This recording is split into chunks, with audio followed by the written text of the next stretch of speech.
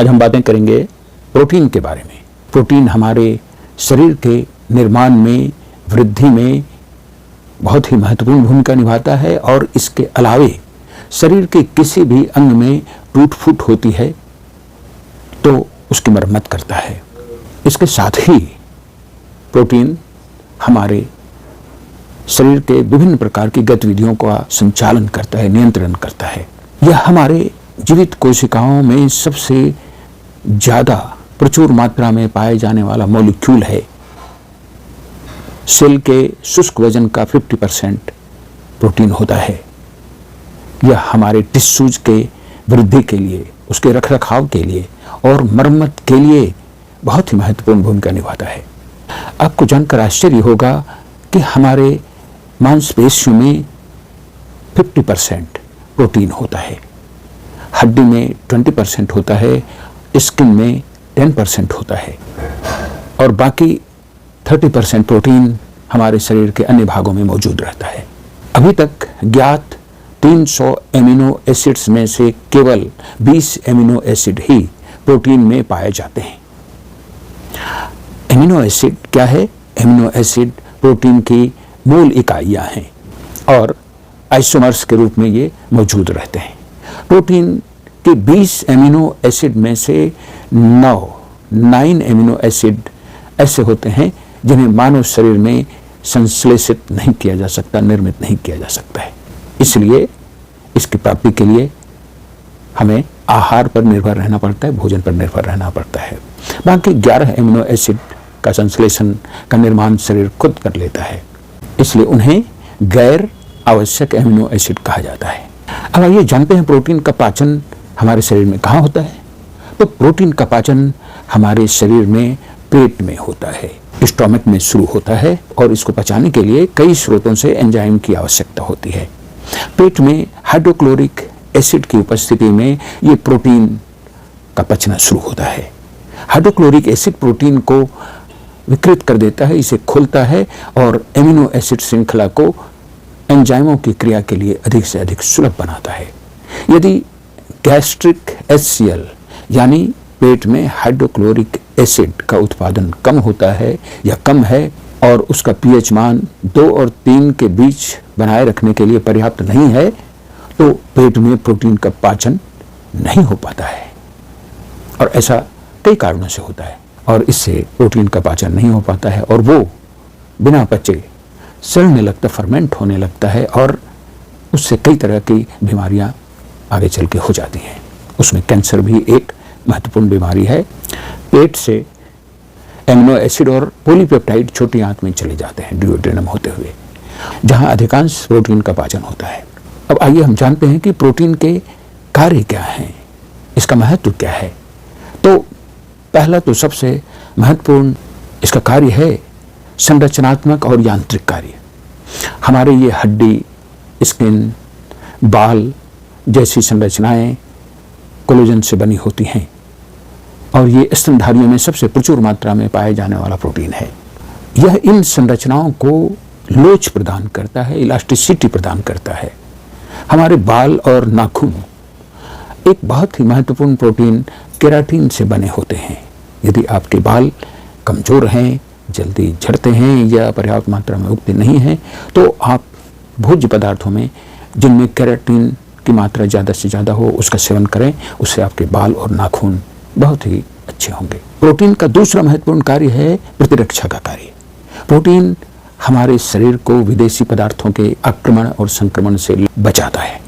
Antibodies blood protein हैं जो संक्रमण पैदा करने वाले बैक्टीरिया और वायरस पर हमला करते हैं और उन्हें निष्क्रिय कर देते हैं। तीसरा महत्वपूर्ण कार्य है प्रोटीन का एंजाइम प्रोड्यूस करना। एंजाइम वे प्रोटीन होते हैं जो प्रक्रिया में नष्ट हुए बिना रासायनिक प्रतिक्रियाओं को उत्प्रेरित करते हैं या तेज करते हैं। प्रत्येक कोशिका में हजारों एंजाइम होते हैं और प्रत्येक का अपना अपना उद्देश्य होता है। सेलुलर एंजाइम शरीर के हजारों प्रोसेस को, प्रक्रियाओं को ईंधन देने के लिए पोषक तत्वों से ऊर्जा छोड़ते हैं। एंजाइम उन प्रतिक्रियाओं को भी ट्रिगर करता है जो मसल और टिश्यूज का निर्माण करते हैं। चौथा महत्वपूर्ण कार्य है हमारे शरीर में हार्मोन के प्रोडक्शन में प्रोटीन की मुख्य भूमिका होती है। हार्मोन रासायनिक संदेशवाहक होते हैं जो शरीर के एक हिस्से में बनते हैं लेकिन शरीर के दूसरे हिस्से की कोशिकाओं पर कार्य करते हैं। प्रोटीन हार्मोन कई महत्वपूर्ण नियामक कार्य करते हैं। उदाहरण के लिए इंसुलिन। इंसुलिन क्या है? वो एक प्रोटीन हार्मोन है जो रक्त में ग्लूकोज की मात्रा को रेगुलेट करता है। यह ब्लड ग्लूकोज के स्तर में वृद्धि के जवाब में पैनक्रियाज से जारी होता है और उन स्तरों को कम करने का काम करता है। प्रोटीन का पांचवां जो महत्वपूर्ण कार्य है वो है एसिड बेस को बैलेंस करने का। एसिड मतलब अम्ल, बेस मतलब क्षार। ये हमारे शरीर के अंदर एसिड और बेस को बैलेंस करता है। प्रोटीन बफर के रूप में काम करके शरीर के तरल पदार्थों में पीएच संतुलन बनाए रखने में मदद करता है। जब परिस्थितियां एसिडिक होती हैं, अम्लीय होती हैं, तो वे अतिरिक्त हाइड्रोजन आयन एकत्र करते हैं और जब स्थितियां क्षारीय होती हैं तो वे हाइड्रोजन आयन दान करते हैं। यदि अम्लीय या क्षारीय पदार्थों को बफर करने के लिए प्रोटीन उपलब्ध नहीं है तो ब्लड बहुत अधिक अम्लीय या बहुत क्षारीय हो सकता है, जिसके परिणाम स्वरूप एसिडोसिस या क्षारीयता हो सकती है। दोनों ही स्थितियां गंभीर हो सकती हैं और कोमा या मृत्यु का कारण बन सकती हैं। प्रोटीन के द्वारा छठा जो महत्वपूर्ण कार्य किया जाता है वो है ट्रांसपोर्टेशन का कार्य, परिवहन का कार्य। कई पदार्थ प्रोटीन के माध्यम से सेल्स के अंदर और बाहर निकलते हैं जो सेल झिल्ली को पार करते हैं और चैनल और पंप के रूप में कार्य करते हैं। प्रोटीन वाहक के रूप में भी कार्य करते हैं। रक्त प्रवाह में कई महत्वपूर्ण पदार्थों को पूरे शरीर में पहुंचाने के लिए ये परिवहन का काम करते हैं। उदाहरण के लिए ट्राइग्लिसराइड्स, कोलेस्ट्रॉल और फॉस्फोलिपिड्स जैसे लिपिड घटकों को उनके साथ लिपोप्रोटीन बनाने के लिए परिवहन करते हैं। सातवां जो महत्वपूर्ण कार्य प्रोटीन करते हैं वो है लिक्विड बैलेंस, द्रव के संतुलन का। शरीर में तरल पदार्थ कोशिकाओं के अंदर पाए जाने वाले अंतः कोशिकीय द्रव या बाहरी कोशिकाओं में पाए जाने वाले बाह्य कोशिकीय द्रव में पाए जाते हैं। बाह्य कोशिकीय तरल पदार्थ दो प्रकार के होते हैं। कोशिकाओं के बीच का तरल पदार्थ जिसे इंट्रासेलुलर तरल पदार्थ कहा जाता है और रक्त में तरल पदार्थ इंट्रावेस्कुलर तरल पदार्थ कहा जाता है। आठवां कार्य भी कम महत्वपूर्ण नहीं है। आठवां कार्य है एनर्जी और ग्लूकोज का स्रोत। यद्यपि हमारा शरीर ऊर्जा के लिए कार्बोहाइड्रेट और वसा जलाना पसंद करता है, यदि आवश्यकता हो तो यह ऊर्जा के लिए या ग्लूकोज बनाने के लिए प्रोटीन का भी उपयोग करता है। इस प्रकार कार्बोहाइड्रेट और वसा यानी फैट हमारे प्रोटीन को बचाते हैं एनर्जी के रूप में यूज होने से। वे एमिनो एसिड को ऊर्जा के लिए जलने से बचाते हैं और उन्हें प्रोटीन संश्लेषण के लिए उपयोग करने की अनुमति देते हैं। अब हम जानते हैं कि प्रोटीन प्राप्त करने के स्रोत क्या हैं। प्रोटीन प्राप्त करने के दो प्रमुख स्रोत हैं। पहला एनिमल प्रोटीन, एनिमल सोर्स, और दूसरा है प्लांट सोर्स। एनिमल सोर्स में मांस, मछली, अंडे, फल, चिड़िया, दूध और दूध से बने पदार्थ आते हैं और प्लांट प्रोटीन में सभी प्रकार के अनाज, सभी प्रकार के दलहन, सभी प्रकार की सब्जियां, वो सारे आते हैं। यदि हम देखें कि 100 ग्राम भोज्य पदार्थों में किन किन पदार्थों में कितना प्रोटीन है, तो हमें दूध में, गाय के दूध में 3 ग्राम प्रोटीन मिलेगा, भैंस के दूध में 4 ग्राम प्रोटीन मिलता है, अंडा में, मुर्गी के अंडे में 13 ग्राम प्रोटीन मिलता है, चिड़ियों में 26 ग्राम प्रोटीन मिलता है, चीज में 24 ग्राम प्रोटीन मिलता है, लीवर, बकरे के लीवर में 20 ग्राम प्रोटीन मिलता है, मटन में 18 ग्राम प्रोटीन मिलता है। वहीं यदि हम प्लांट बेस्ड भोज्य पदार्थों की बात करें तो गेहूं में 14 ग्राम प्रोटीन होता है, मकई में 9.2 ग्राम प्रोटीन होता है, ग्राउंडनट यानी चिनिया बादाम में 25 ग्राम प्रोटीन होता है, चना में 17 ग्राम प्रोटीन होता है, सूखे मटर में 20 ग्राम प्रोटीन होता है, मूंग दाल में 24 ग्राम प्रोटीन होता है, सोयाबीन में 43 ग्राम प्रोटीन होता है, चावल में 10 ग्राम प्रोटीन होता है। इस प्रकार हमने देखा कि अलग अलग खाद्य पदार्थों में कितने प्रोटीन होते हैं। अब आते हैं, जानते हैं कि प्रोटीन की कमी से क्या समस्याएं होती हैं। क्योंकि प्रोटीन शरीर की कई प्रक्रियाओं में महत्वपूर्ण भूमिका निभाता है, इसलिए इसकी कमी से शरीर की कई प्रणालियों को भारी नुकसान पहुंचता है। प्रोटीन की कमी तब होती है जब ऊर्जा और प्रोटीन का सेवन अपर्याप्त होता है, यानी कार्बोहाइड्रेट और वसा से ऊर्जा कम प्राप्त होने लगती है, तब प्रोटीन का इस्तेमाल ऊर्जा के लिए किया जाता है।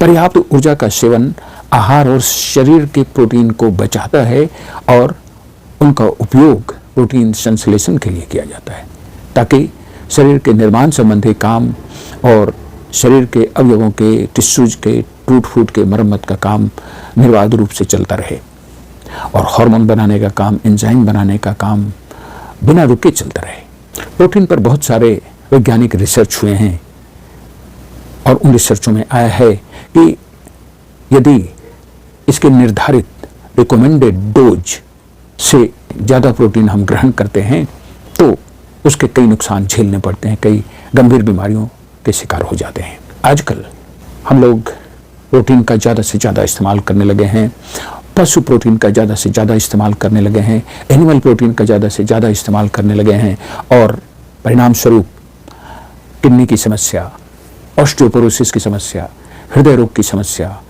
कैंसर की समस्या से हम ज़्यादा से ज़्यादा जूझते जा रहे हैं। इनकी बीमारियां ज़्यादा से ज़्यादा बढ़ी हैं। हमारे भारतीय चिकित्सा अनुसंधान परिषद ICMR ने 2010 में प्रोटीन का डोज निर्धारित किया था 1 ग्राम प्रति किलोग्राम शरीर का वजन। कोई भी अतिरिक्त प्रोटीन हानिकारक हो सकता है और विभिन्न स्वास्थ्य समस्याओं को जन्म दे सकता है और अनेक वैज्ञानिक रिसर्चों में ये सामने आया है कि खासकर पशु प्रोटीन को यदि हम निर्धारित मात्रा से ज़्यादा ग्रहण करते हैं, ज़्यादा अपने भोजन में शामिल करते हैं, तो वो कई प्रकार की बीमारियों को जन्म देता है। जबकि प्लांट बेस्ड प्रोटीन को हम रिकमेंडेड डोज से ज़्यादा भी ग्रहण करते हैं तो कोई एडवर्स इफेक्ट देखने को नहीं मिलता है। आइए देखते हैं कि पशु प्रोटीन, एनिमल प्रोटीन का ज़्यादा से ज़्यादा इस्तेमाल करने पर, रिकमेंडेड डोज से ज़्यादा इस्तेमाल करने पर किन किन समस्याओं का सामना करना पड़ता है। सबसे पहली समस्या होती है किडनी की समस्या। उच्च पशु प्रोटीन का सेवन किडनी की कार्य प्रणाली पर दबाव डालता है और किडनी की बीमारी या मधुमेह वाले लोगों के लिए विशेष रूप से हानिकारक होता है। दूसरी जो बड़ी समस्या सामने आई है वो है ऑस्टियोपोरोसिस, यानी हड्डियों का भुरभुरा हो जाना।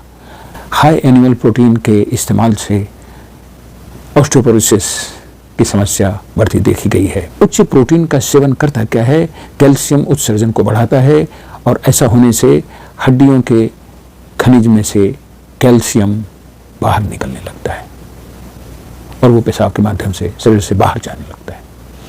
तीसरी जो समस्या देखने में आई है उच्च प्रोटीन को ग्रहण करने से वो है मोटापा, ओबेसिटी।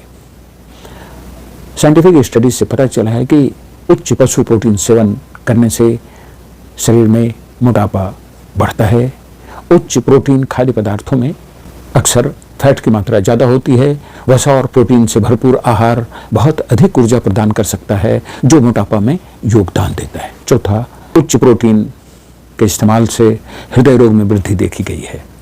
अनेकों साइंटिफिक रिसर्च में ये बात सामने आई है, पशु प्रोटीन से भरपूर खाद्य पदार्थों में सैचुरेटेड फैट और कोलेस्ट्रॉल ज़्यादा होता है जो हृदय रोग के लिए बहुत ही महत्वपूर्ण भूमिका निभाता है। पांचवा, कैंसर। इस प्रकार पशु प्रोटीन के ज़्यादा इस्तेमाल करने से कई गंभीर बीमारियां होती देखी गई हैं। अनेक प्रकार के साइंटिफिक रिसर्च में ये बातें सामने आई हैं। हमारे भारतीय वैज्ञानिकों के रिसर्च में भी ये बात सामने आई है और US के वैज्ञानिकों के रिसर्च में भी ये बातें दृढ़तापूर्वक सामने आई हैं कि उच्च पशु प्रोटीन आहार को ज़्यादा से ज़्यादा सेवन करने से गंभीर बीमारियां होने का खतरा होता है। अब ये आप पर निर्भर करता है कि आप किस तरह के प्रोटीन का सेवन करेंगे, प्लांट प्रोटीन का या एनिमल प्रोटीन का। आप अपनी सुरक्षा आपके हाथ में है। आप अपना भला बुरा सोचते हुए प्रोटीन का इस्तेमाल करें।